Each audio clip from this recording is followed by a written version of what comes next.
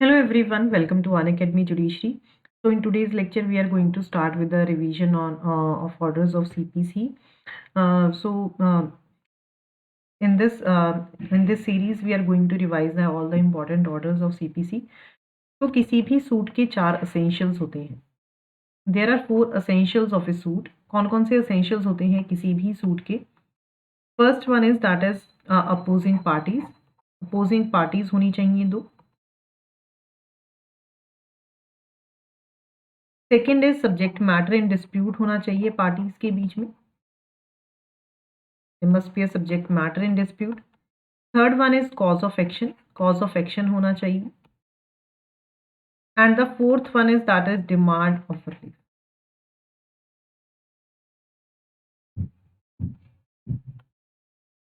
तो किसी भी सूट के 4 एसेंशियल्स होते हैं: opposing parties, subject matter in dispute, cause of action and the demand for relief.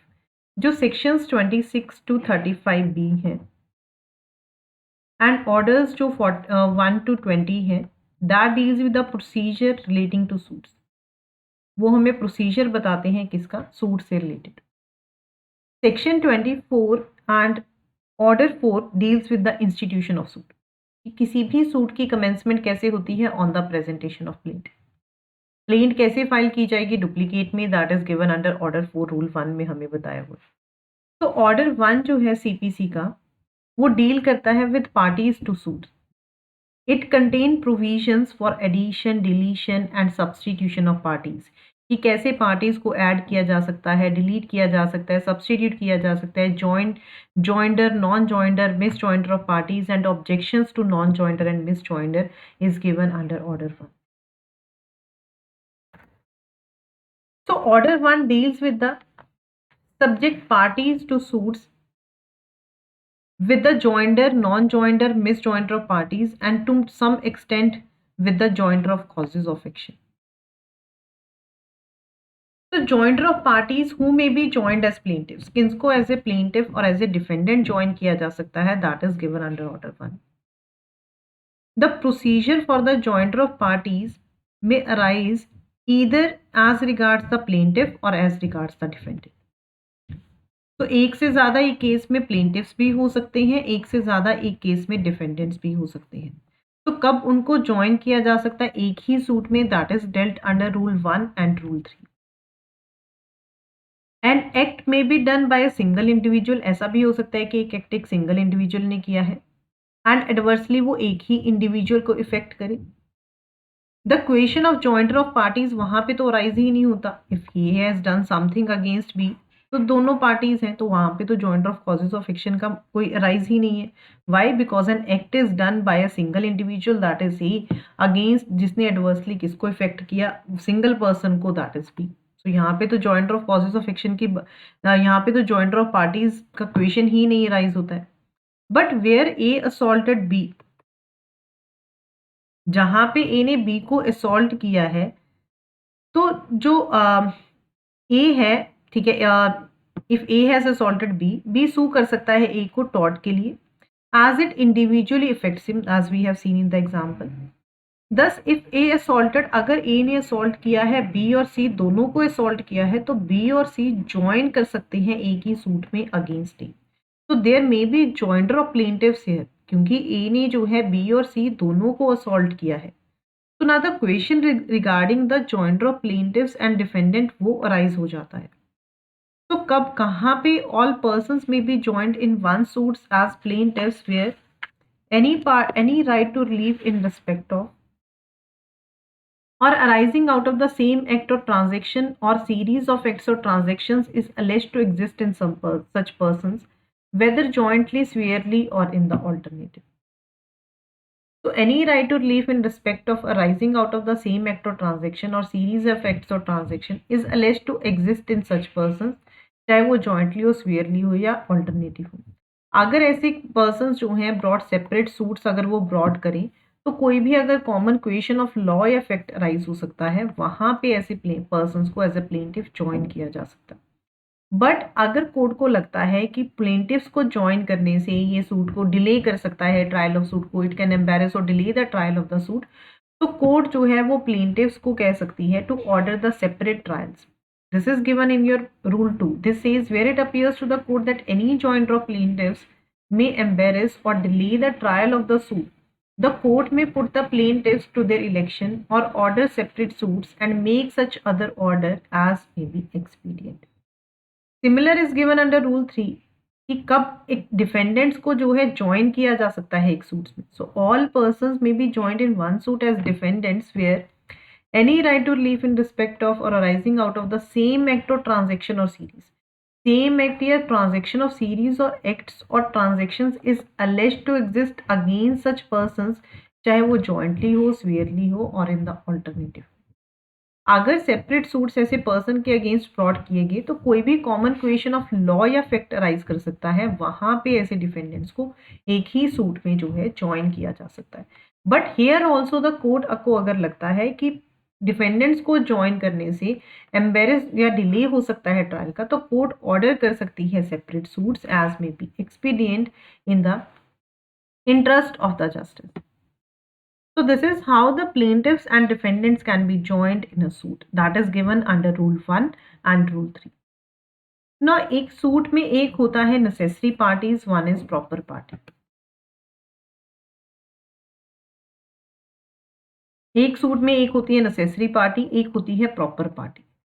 So what is the meaning of necessary party and what is the meaning of proper party? So there is a distinction between a necessary party and a proper party to the suit.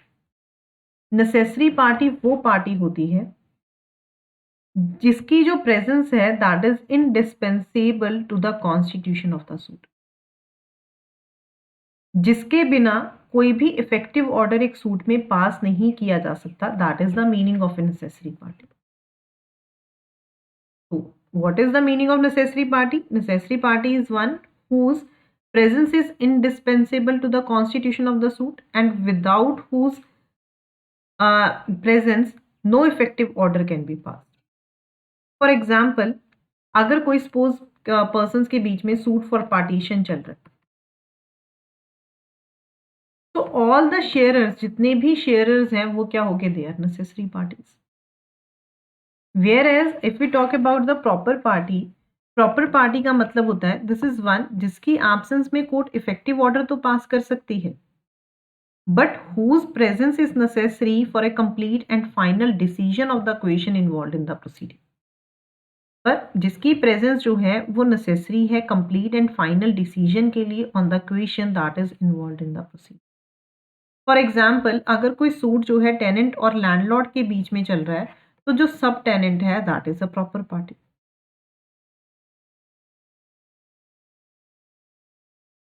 Now, what is the effect of non-joinder or misjoinder of a party?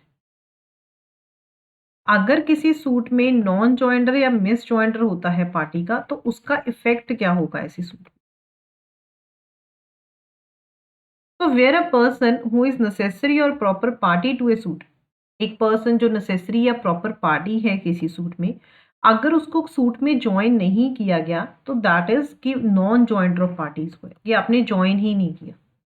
So where a person who is a necessary or proper party to a suit has not been joined as a party to the suit, that is it is a case of non-joinder. Whereas अगर दो या दो से ज़्यादा persons को join किया गया है as a plaintiff and defendant in one suit in contravention of the orders of rule 1, rule 3 and they are neither necessary or proper parties, it is a case of misjoinder of party. तो यहाँ पे क्या है, जिसका मतलब होता है wrongful joining of a party to a suit. Non joinder का मतलब होता है कि आपने उसको ज्वाइन ही नहीं किया, चाहे वो नेसेसरी पार्टी हो, प्रॉपर पार्टी हो, जबकि उसको ज्वाइन करना चाहिए था. नाउ क्वेश्चन रेजेस इज कि इनका इफेक्ट क्या है अगर एक सूट में नॉन ज्वाइंटर या मिस ज्वाइंटर हो जाता है पार्टीज का. If we talk about the general rule says that suit can not be dismissed. Suit जो है वो डिसमिस नहीं होगा. General rule says that suit can not be dismissed only on the ground of non joinder और misjoinder of parties. But if there is a non joinder of a necessary party, अगर non joinder necessary party का होगा then the suit will be dismissed. Y? Because non joinder of necessary party के absence में तो court को effective order ही नहीं pass कर सकता, because we have seen what is the necessary party. तो जनरल रूल ये कहता है कि वैसे तो मिस जॉइंडर नॉन जॉइंडर से सूट डिसमिस नहीं होगा, बट अगर नॉन जॉइंडर है नेसेसरी पार्टी का, then the suit will be dismiss. This is given in your rule 9। This says no suit shall be defeated by reason of misjoinder or non-joinder parties, and court may in every suit deal with the matter in controversy as far regards the rights and interests of the parties actually before it, provided that nothing in this rule shall apply to the non-joinder of a necessary party. Non-joinder of necessary party है, वहां पे जो suit है उसकी reason की वजह से suit will be dismissed. तो if there is any objection, अगर कोई ऑब्जेक्शन रेज करना है with regard to the non joinder and misjoinder of parties, then that must be taken at the earliest opportunity. अगर कोई भी objection है misjoinder non joinder के regarding, वो अर्लीस्ट अपॉर्चुनिटी पे रेज करना होगा। If that is not raised at the earliest opportunity, then they will be deemed to have been paid. वो पार्टी ने जो है वेव कर दिया है, ये माना जाएगा। This is given in your rule 30। This says all objections on the ground of misjoinder or non-joinder of parties shall be taken at the earliest possible opportunity, and in all cases where issues are settled at or before such settlement, unless the ground of objection has subsequently arisen, and any such objection shall not so taken shall be deemed to have been paid। क्या माना जाएगा कि वो party ने जो है अपना right जो है वो वेव कर दिया है। Whether in a suit addition या सब्सटीट्यूशन हो सकता है, स्ट्राइकिंग आउट एडिशन और substituting of parties, that is dealt under rule 10।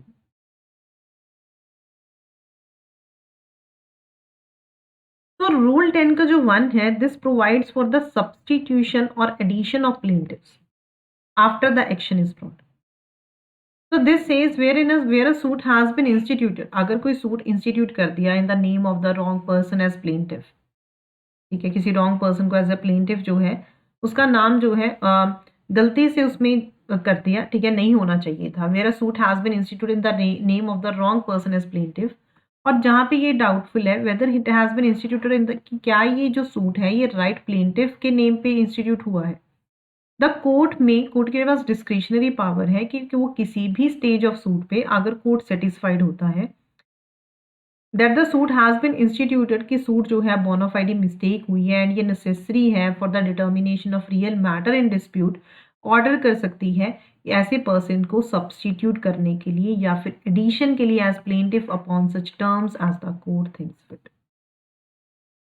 तो if after the filing of the suit, अगर सूट को फाइल करने के बाद प्लेंटिफ ये ऑब्जर्व करता है, प्लेंटिफ डिस्कवर करता है that he can not get the relief, कि उसको कोई रिलीफ नहीं मिलेगा अगर उसने if he seeks without joining some other person, की जब तक उसने किसी और पर्सन को ज्वाइन नहीं किया एज ए प्लेंटिफ, और where it is found that कि कोई और पर्सन ना कि original person is entitled to the relief as prayed for, तो वहां पे प्लेंटिफ जो है एप्लीकेशन दे सकता है फॉर द एडिशन और substitution of the plaintiff can be made.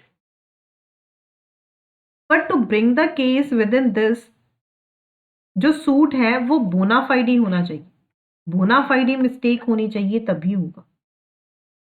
And जो सब्सटीट्यूशन एंड एडिशन है प्लेंटिफ की, वो जरूरी होनी चाहिए for the determination of real matter in dispute, then only there can be addition और substitution of the plaintiff.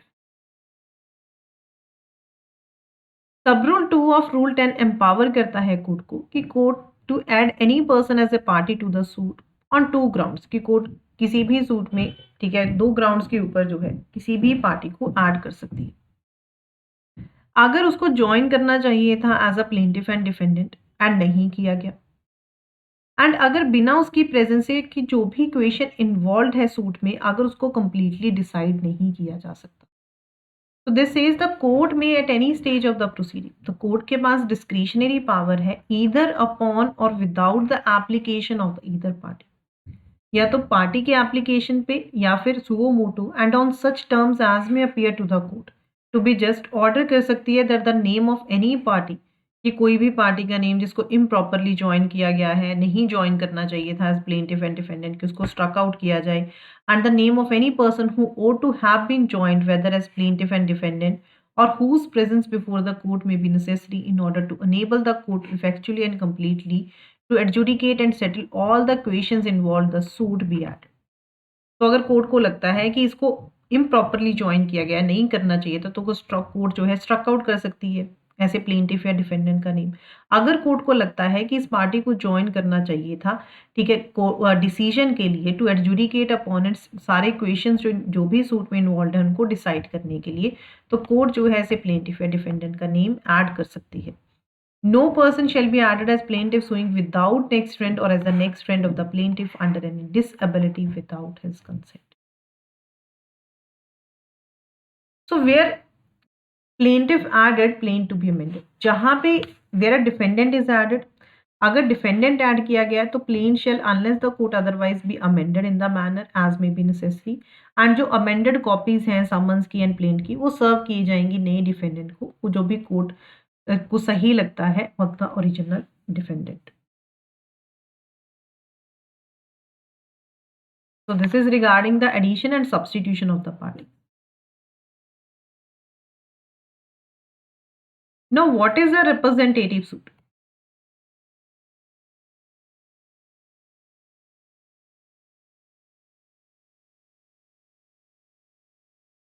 Representative suit क्या होता है उसके पहले हम ये देखते हैं कि अगर कोई भी जर्नल रूल है वो ये कहता है कि जितने भी पर्सन्स इंटरेस्टेड हैं एक सूट में, they ought to be joined as party to it, so that कि मैटर जो भी इन्वॉल्व है वो फाइनली एडजुडिकेट हो सके and fresh litigation same matter के ऊपर अवॉइड की जा सके।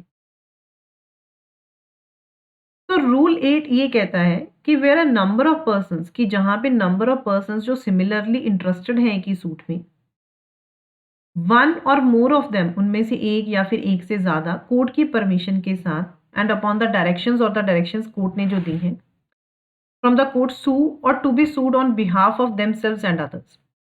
तो रिप्रेजेंटेटिव सूट को अगर हमें डिफाइन करना हो, रिप्रेजेंटेटिव सूट का मतलब होता है this is a suit filed by और against, filed by or against one or more person, filed by or against one or more persons on behalf of themselves, on behalf of themselves and others having the same interest in the suit, having the same interest in the suit.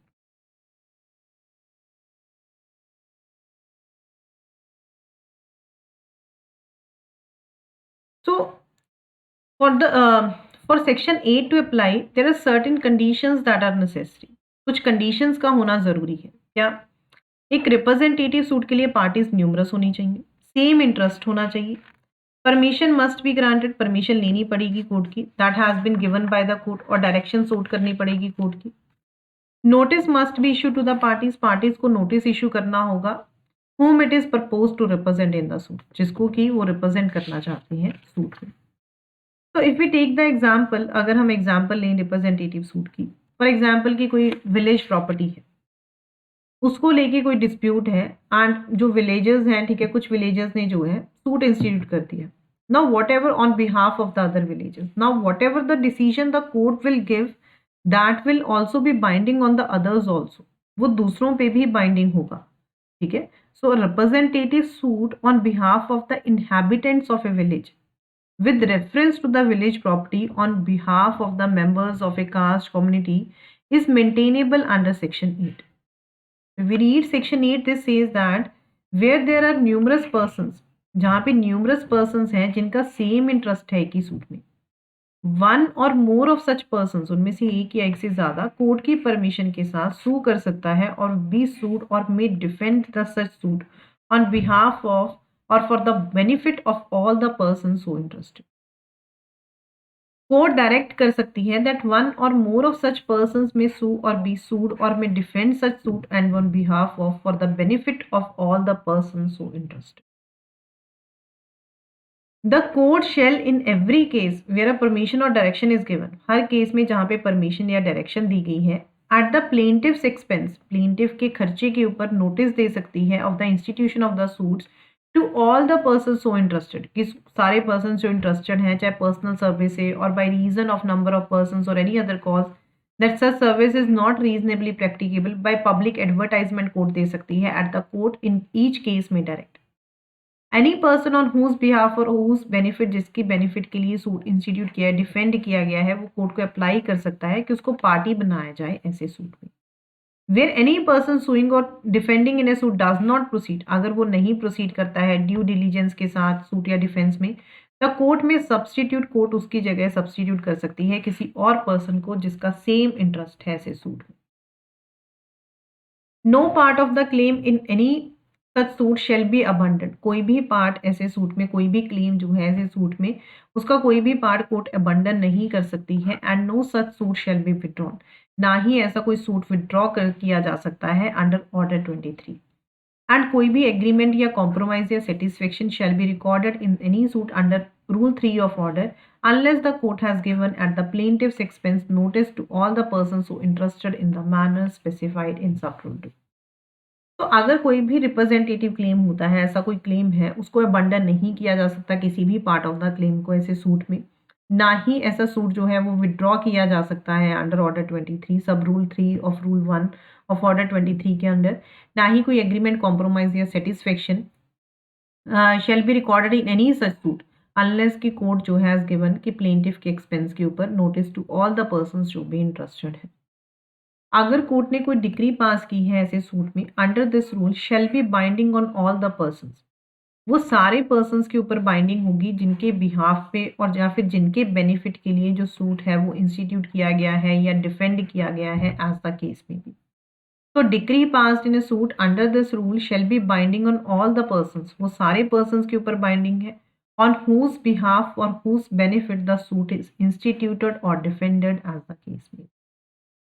So this is the representative suit that is given under order 1 rule 8, जिसके लिए क्या important है कि numerous persons होने चाहिए, same interest होना चाहिए, उनको जो है परमिशन लेनी होगी ऐसा सूट इंस्टीट्यूट करने के लिए। ठीक है, कोई भी उनमें से एक पर्सन या एक से ज़्यादा जो है सूट इंस्टीट्यूट कर सकते हैं, डिफेंड कर सकते हैं दूसरों के बिहाफ।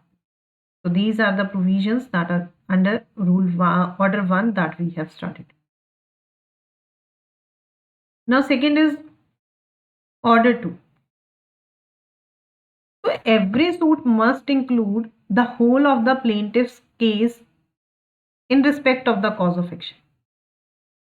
हर सूट में जब भी प्लेंट अपना सूट इंस्टीट्यूट करता है, हर सूट में इंक्लूड होना चाहिए प्लेंटिफ का claim in respect of the cause of action.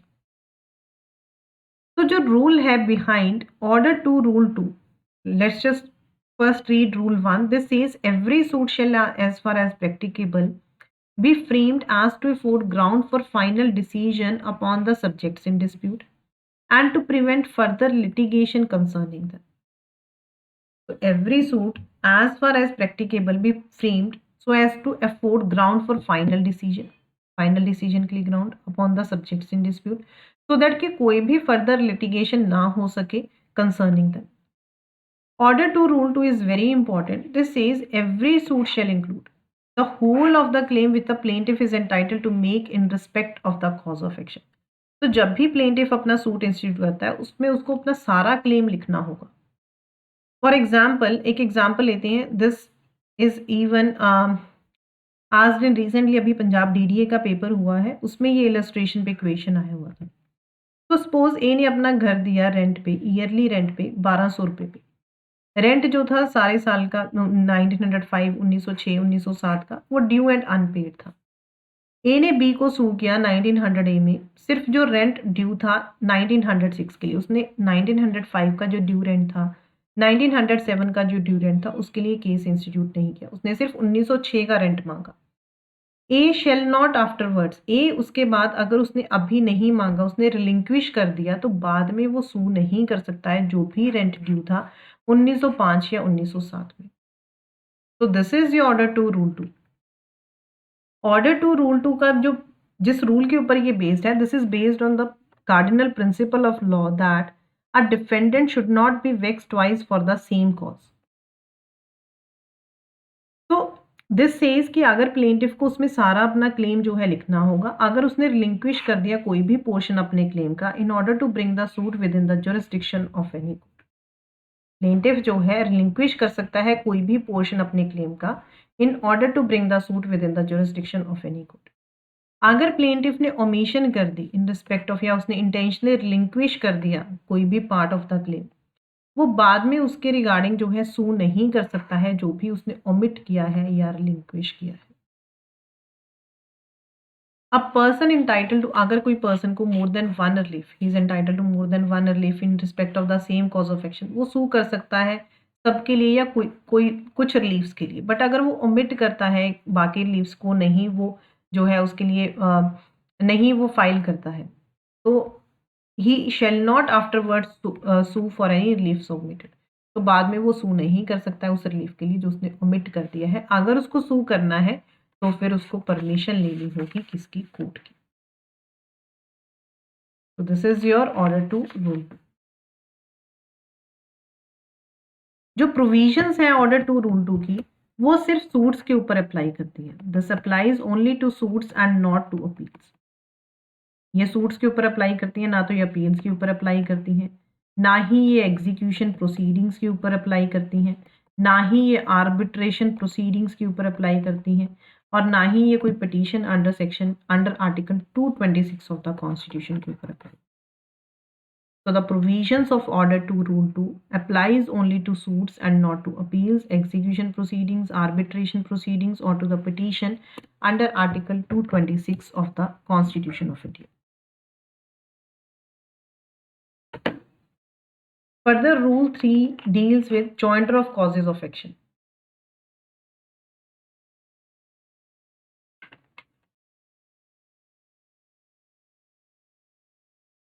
This says a plaintiff may unite in the same suit. Plaintiff एक ही सूट में जो है यूनाइट कर सकते हैं several causes of action against the same defendant. बहुत सारे causes of action को लेकर same defendant के against or the same defendants jointly, and any plaintiffs having the causes of action in which they are jointly interested against the same defendant or the same defendants jointly may unite such causes of action in the same.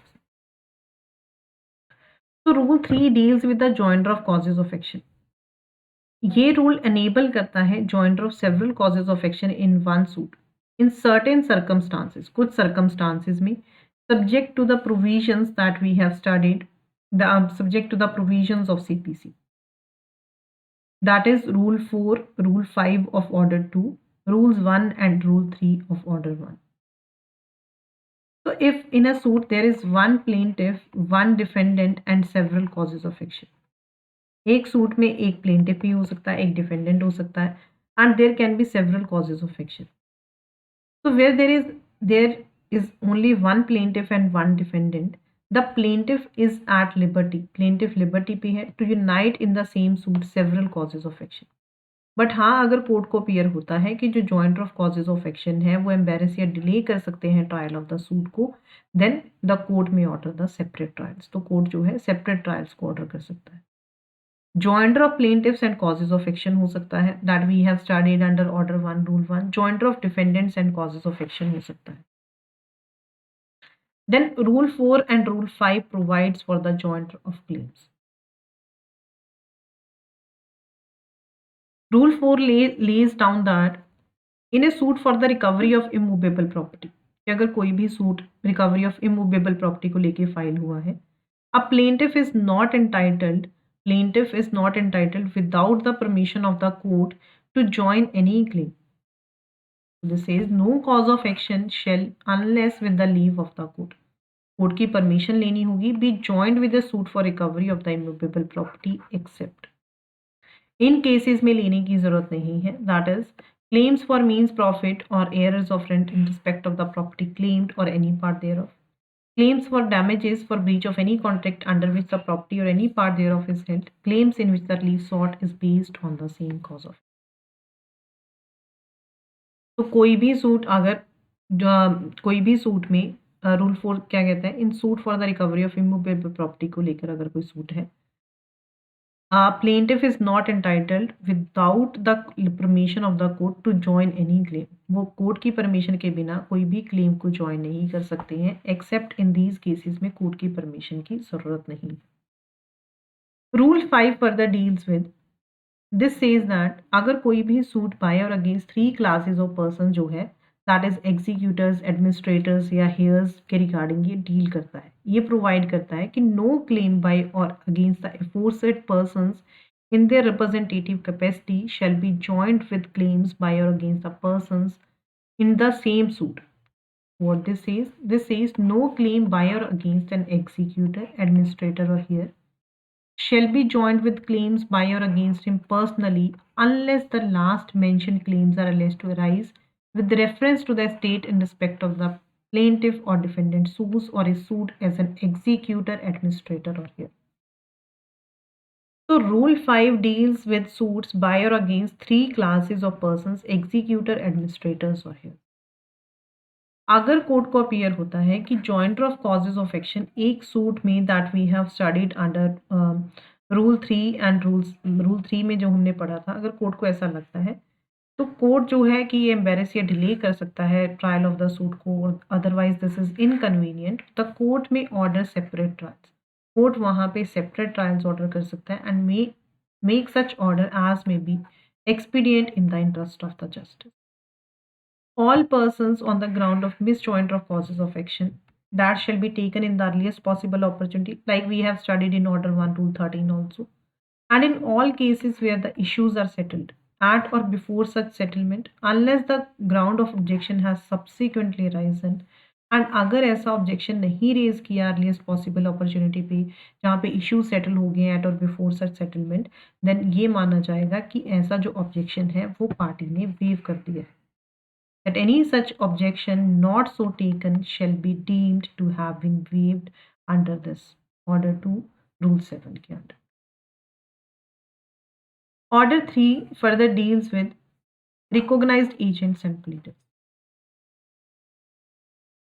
So any appearance, application or act in or to a court required or authorized by law to be made or done by a party in a suit may, except where expressly otherwise provided by any law for the time being in force, be made or done by the party in person or by his recognized agent or by his pleader, provided that such appearance shall, if the court so direct, be made by the party.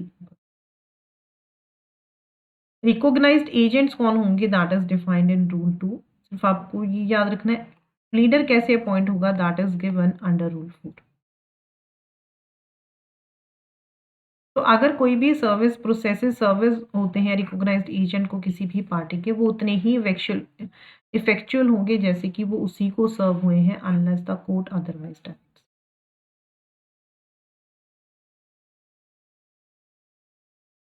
तो this we have, मैंने आपको starting में ही बताया था when we have studied किसी भी suit के लिए 4 essentials are there.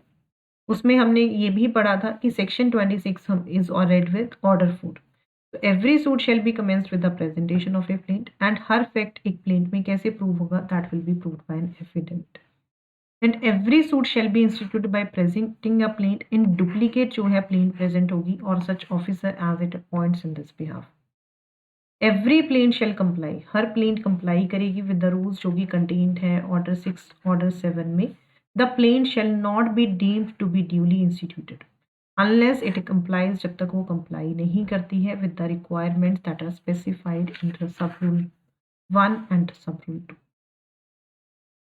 The court shall cause the particulars of every suit to be entered in a book to be kept for the purpose and called the register of civil suits. Such entries shall be numbered in every year according to the order in which the plaints are admitted. So order 4 is read with section 26. So we have completed 3 orders in today's lecture. Next, in tomorrow's lecture, I am going to start with the pleadings. That is given in order 6. So daily we'll have classes on the revision of orders of CPC. So before I end this lecture, learners, you can follow me on the Telegram channel that is given in the description box में. आपको मिल जाएगा, आपको schedules and updates regarding classes मिल जाएंगी। There is a special offer that is running on Unacademy, that is if you take the subscription of Unacademy, कल तक ये ऑफर वैलिड है। तो आपको 3 मंथ्स की सब्सक्रिप्शन जो है आप 6,000 रुपीज़ सेव कर सकते हो। ये आपको सिर्फ 17,930 का पड़ेगा। अदरवाइज इस सब्सक्रिप्शन की कॉस्ट जो है वो 24,000 रुपीज़ की है। How you can avail this offer, आपको ये कोड अप्लाई करना होगा VP law while taking the subscription. Automatically आपको जो है वो इतने की पड़ेगी। Like number of vacancies have announced, Punjab की टेंटेटिव डेट अनाउंस हो चुकी है। यूपी का एग्ज़ाम है, यूपी की notification is out, Chhattisgarh exam is there. तो number of judiciary exams are coming. तो और भी स्टेट्स के एग्ज़ाम्स जो हैं जल्दी अनाउंस होने वाले हैं। तो you can just avail this offer and prepare for judiciary. This is the rapid revision batch for UP and Chhattisgarh judiciary के लिए रैपिड रिवीजन बैच है। ये आज से स्टार्ट हुआ है। You can just join this batch and these are the educators that will be taking your classes. You can just use this code and join the batch at only these rupees.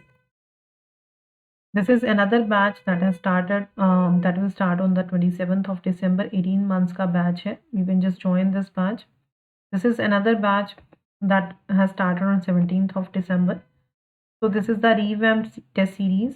This is the test series. अगर आप Unacademy की subscription लेते हो तो आपको ये सारी test series available है। These are the plus test that are available. ये प्लस में सिर्फ आपको इतने अवेलेबल है, आइकॉनिक में all the test are available. तो 2 तरह की सब्सक्रिप्शन अनअकैडमी जो है वो प्रोवाइड करता है आपको।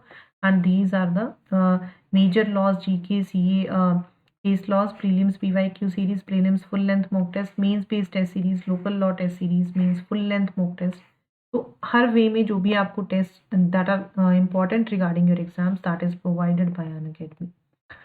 तो अनअकैडमी पे जल्दी ही monthly current affair magazine launch होने वाला है। This will help you a lot in your exam.